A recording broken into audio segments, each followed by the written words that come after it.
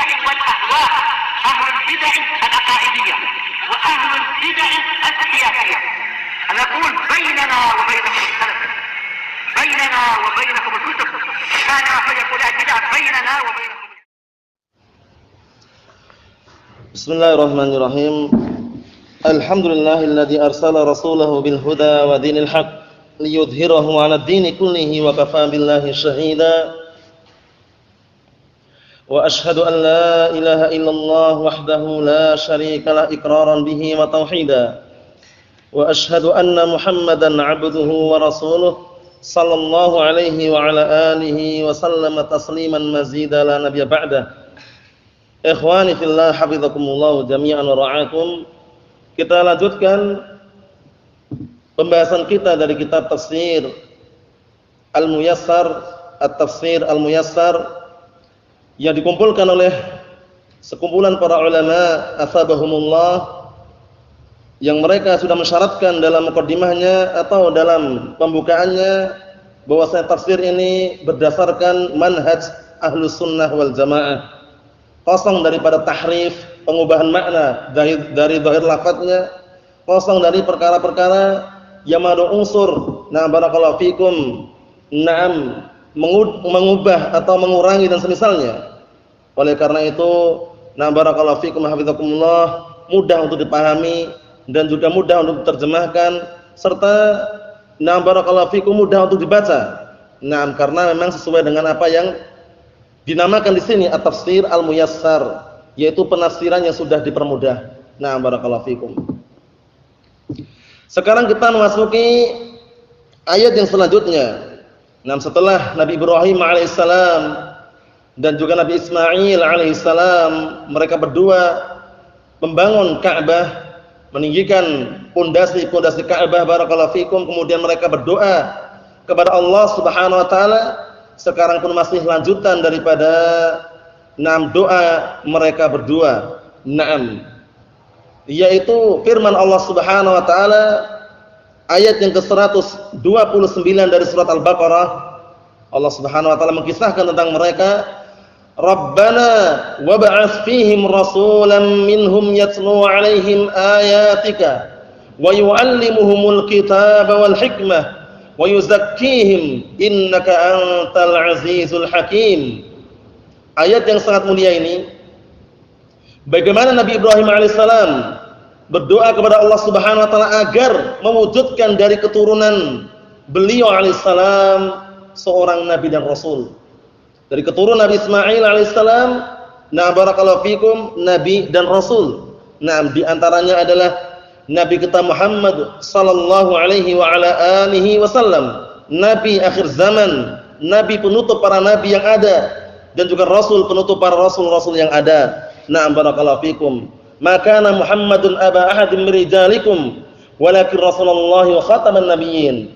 Tidaklah Nabi Muhammad itu adalah seorang bapak salah seorang di antara kalian, akan tapi beliau adalah Rasulullah dan penutup para nabi.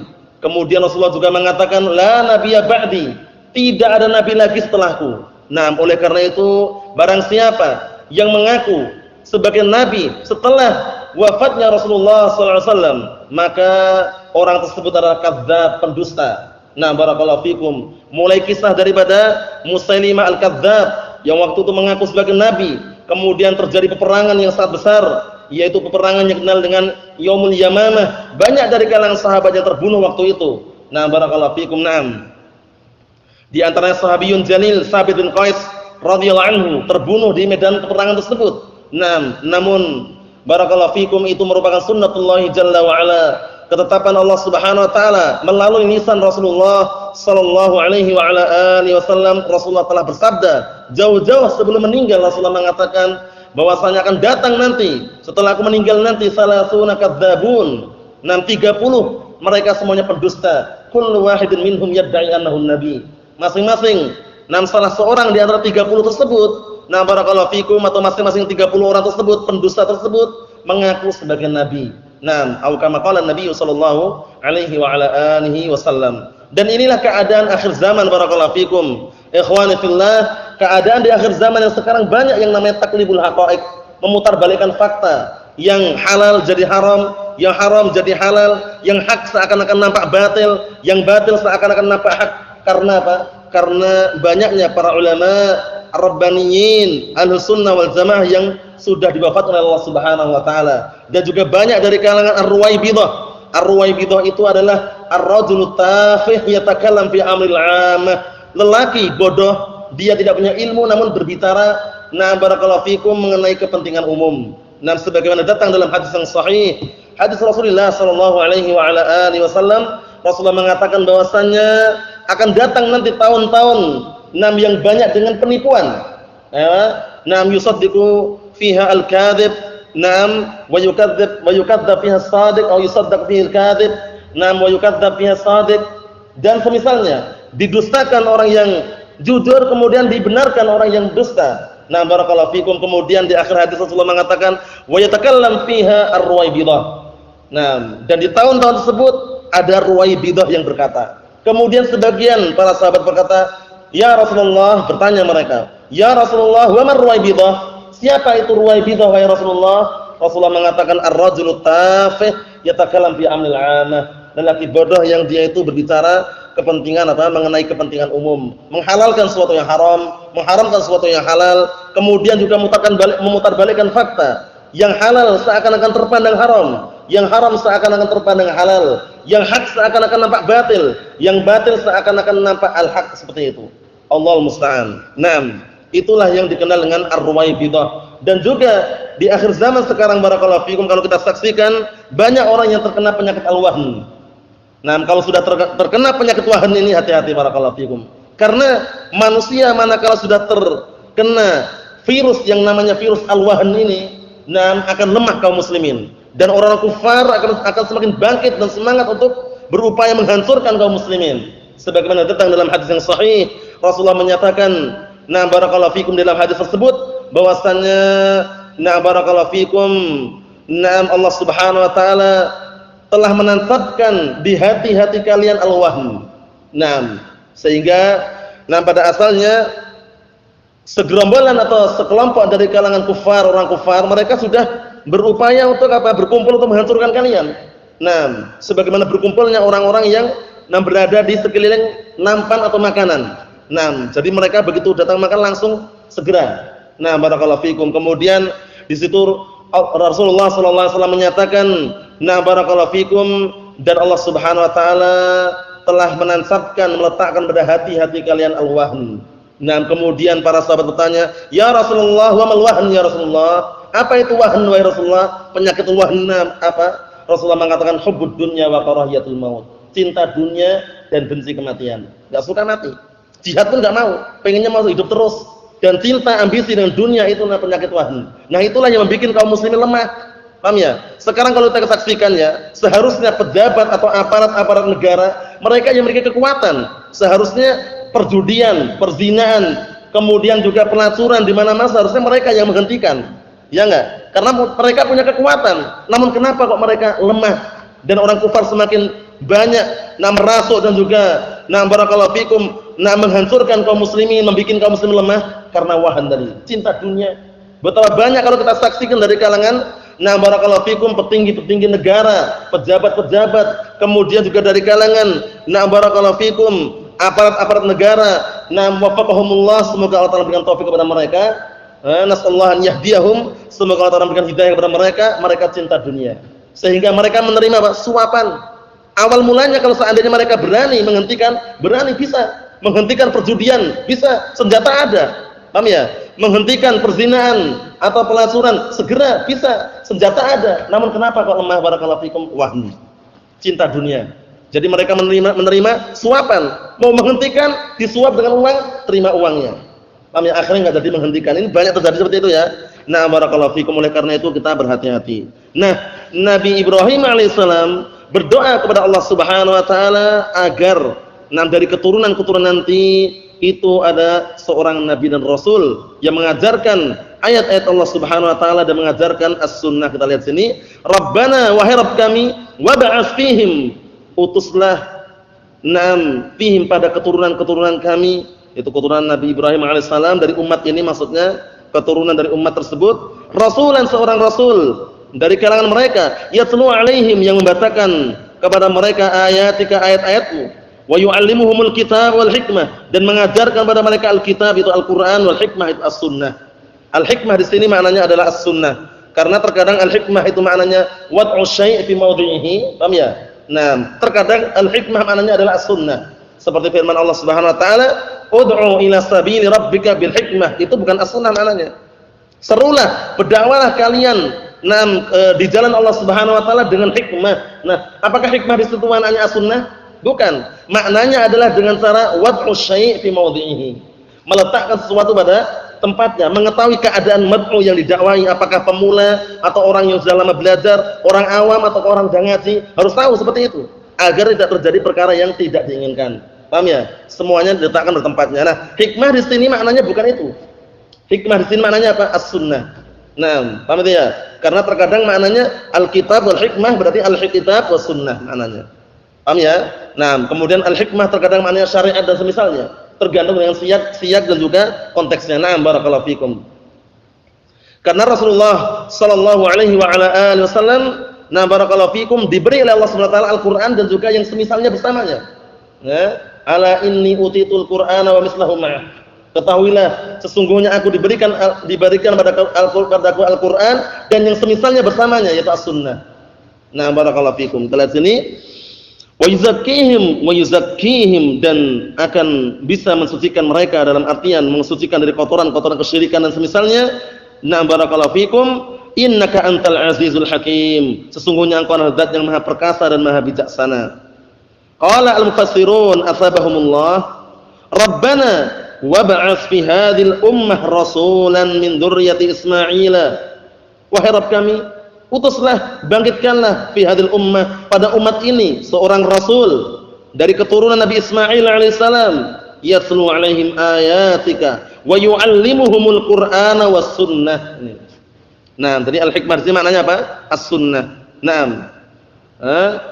Yaitu utuslah pada umat ini seorang rasul dari keturunan Nabi Ismail, yang membacakan di hadapan mereka ayat-ayatmu.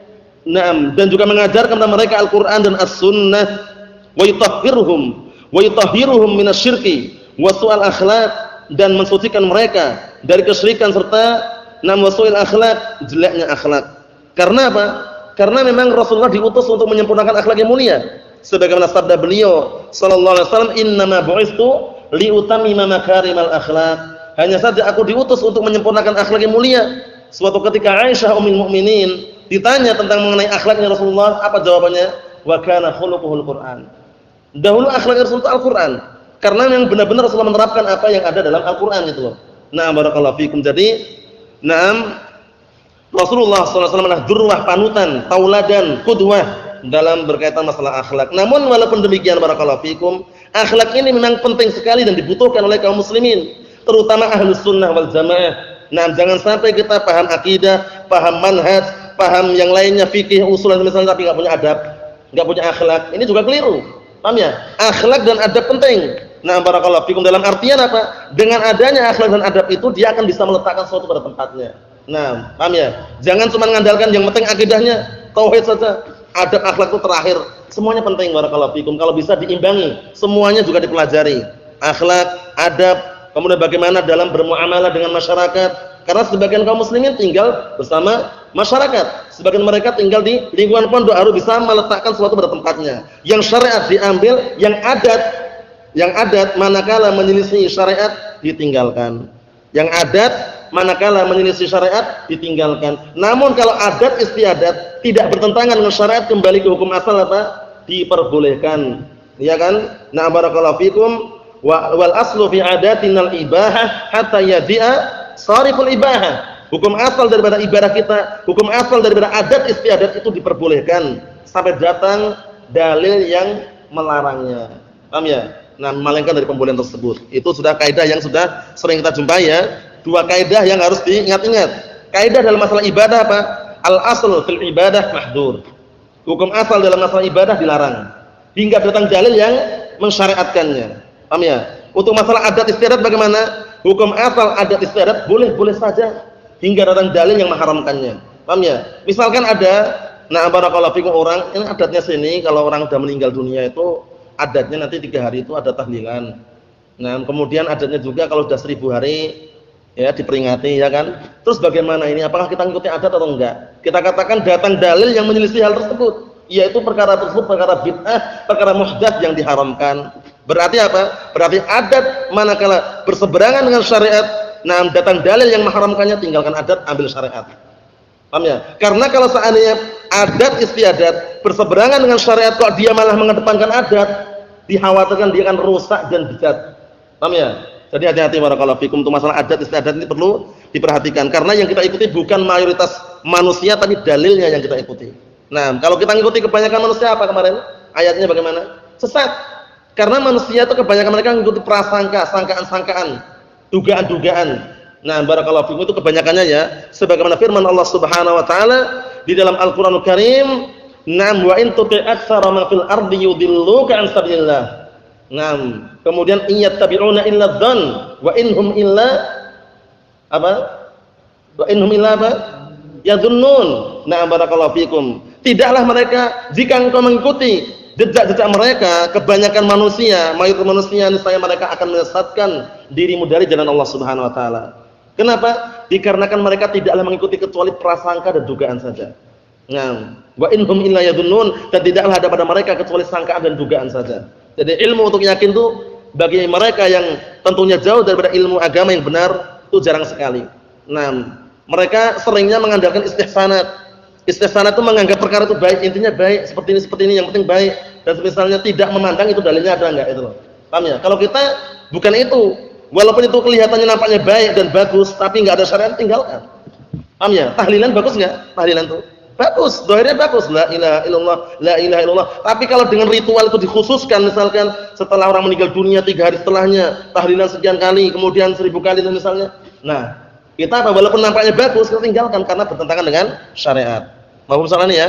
Nah, barakallahu fiikum. Jadi tidak ada syariat untuk ritual-ritual setelah orang meninggal, itu enggak ada.